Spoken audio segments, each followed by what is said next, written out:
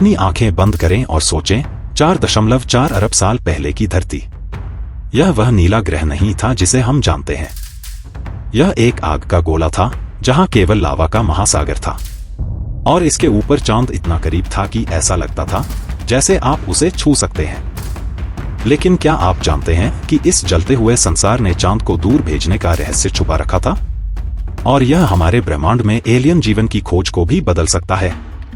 नमस्कार दोस्तों, स्वागत है कॉस्मिक क्यूरियोसिटीज में। आज हम आपको एक ऐसी कहानी सुनाने जा रहे हैं जो धरती और चांद के शुरुआती समय से शुरू होती है। कैसे धरती के प्राचीन लावा ने न सिर्फ चांद को दूर धकेला बल्कि हमारी पूरी पृथ्वी के इतिहास को बदल दिया। और सबसे हैरान करने वाली बात यह है कि इस कहानी से हमें यह भी पता चलता है कि एलियन जीवन कहाँ और कैसे हो सकता है। वीडियो के अंत तक आप चांद और दूर के ग्रहों को बिल्कुल अलग नजरिए से देखेंगे। मुख्य बातें: धरती और चांद का गुरुत्वाकर्षण डांस।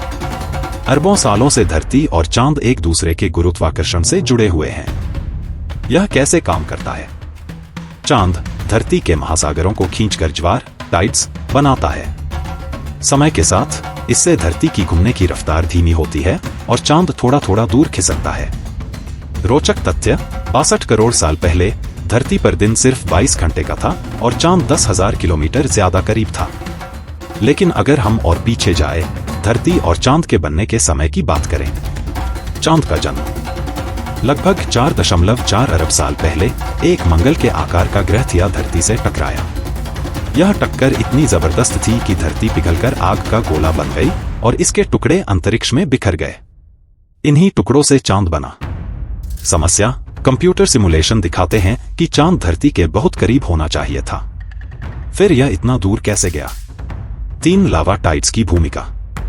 नए शोध बताते हैं कि इसका जवाब लावा टाइड्स में छुपा है। शुरुआती धरती पूरी तरह से पिघले हुए लावा से ढकी हुई थी। चांद के करीब होने की वजह से इसकी गुरुत्वाकर्षण शक्ति ने धरती के लावा में विशाल लहरें पैदा की। उदाहरण: लावा टाइड्स बनाम पानी के टाइड्स। लावा पानी से कहीं ज्यादा भारी होता है, इसलिए इसका असर भी बहुत ज्यादा था। सोचिए, लावा की लहरें सैकड़ों मीटर ऊंची उठ रही थीं, चांद की गुरुत्वाकर्षण शक्ति से खिंचती हुई। मुख्य बात: इन लावा टाइड्स ने जल्दी से धरती की रफ्तार धीमी कर दी और चांद को तेजी से दूर धकेल दिया। सरल गणना: वैज्ञानिकों का अनुमान है कि लावा टाइड्स ने चांद को सिर्फ 10,000 से 1,00,000 सालों में 1,60,000 किलोमीटर दूर खिसका दिया।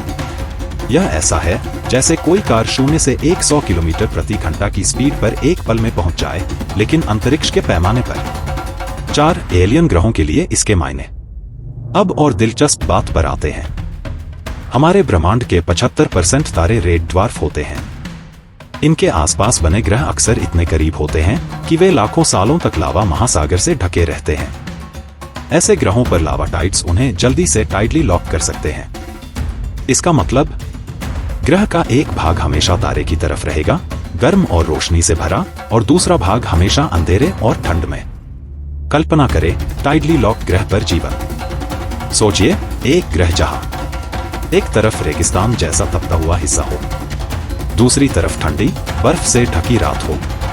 अगर जीवन होगा तो वह इन दोनों के बीच के ट्वाइलाइट जोन में रहेगा, जहां न ज्यादा गर्मी होगी और न ज्यादा ठंड।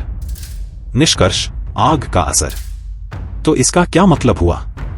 धरती के शुरुआती लावा महासागरों ने सिर्फ चांद को दूर नहीं भेजा, बल्कि हमारे ग्रह के भविष्य को आकार दिया। और अगर यह यहां हुआ तो यह दूर के ग्रहों पर भी हो सकता है। लावा टाइड्स ग्रहों के विकास और एलियन जीवन की संभावनाओं को समझने की चाबी हो सकते हैं।